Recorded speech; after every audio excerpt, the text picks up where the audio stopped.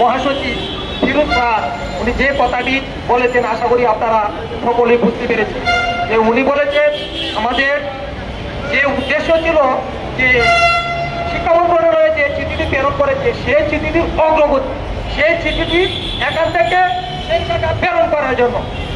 উনি বলেছেন ওনাকে বুঝিয়েছে যে চিঠি প্রেরণ করেছে মৌখিকভাবে বলেছে এবং আজকের অফিস আওয়ার মানে অফিস সময় যেহেতু শেষ হয়ে গেছে সেই বিধায় আমরা চিঠিটি আজকে হাতে পাই তো চিঠিটি আমাদের পড়তে পারে আমাদের বিপক্ষ হোক বিপক্ষে হোক আমরা সেটা আগামীকাল সে চিঠি প্রতি উত্তর না দিচ্ছে এই অবস্থান কর্মসূচি স্থগিত করব। আমরা আমাদের কেন্দ্র কমিটির নেতৃবৃন্দের কাছে কথা শুনলাম যে আমার দুটো কথা শুধু আমার কথা হচ্ছে প্রধান উপদেষ্টার কাছ থেকে যে চিঠি হয়ে মন্ত্রণালয় এসেছে শিক্ষা মন্ত্রণালয় সেই চিঠিটা অফিসিয়াল ভাবে এসেছে সব জায়গা থেকে আমরা নিতে পেরেছি এবং আজকে যে চিঠি আমাদের সচিবালয় থেকে আমার মন্ত্রণালয়ে প্রেরণ হয়েছে সেটারও কিন্তু অফিসিয়াল হয়ে গেলে সেটার আমরা কপি পাবো অবশ্যই যদি অফিস বন্ধ থাকে কম্পিউটার ব্যস্ত বন্ধ নয় তাই না কম্পিউটার থেকে যদি অফিসিয়াল ভাবে থাকে তাহলে আমরা কম্পিউটারে অবশ্যই পাবো হ্যাঁ অফিসিয়াল বেস থেকে পাওয়া যাবে ঠিক আছে সিদ্ধান্ত আমরা আসলে এখানে থাকি প্রধান উপদেষ্টা মহোদয়ের কার্যালয় যদি আমরা ওদিকে আবার যাত্রা করি তো মনে হয় কি হবে আমার না আমি সহ আরো 10 জনের সামনে যান এখন আর ভয়ের কিছু নাই গুলি ওরা করুক গুলির ভয় পাই না আমরা কেউ গুলির ভয় পাই না আমরা সামনে এগিয়ে যাবো বক্তব্য রাখার জন্য আহ্বান করছি।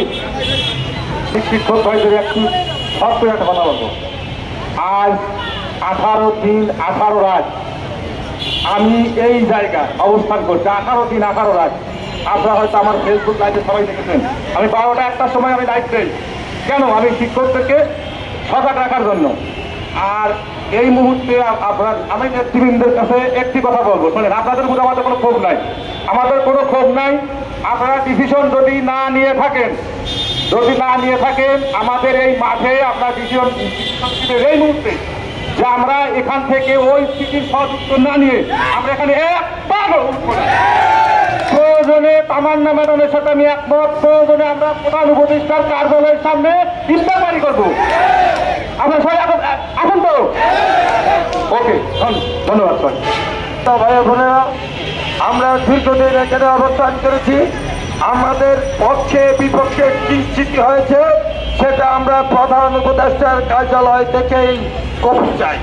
আমরা সেখান থেকেই জানতে চাইব আমাদের বিদ্যালয় সম্পর্কে কি চিঠি হয়েছে আর আমাদের জন্য প্রধান উপদেষ্টার কি করণীয় আছে এই বিষয়ে আমরা আজকেই সিদ্ধান্ত চাইব আমরা আমাদের কার্যালয়ের সামনে ইফতার করবো সেখান থেকে আমরা অনেকে রাত করবো।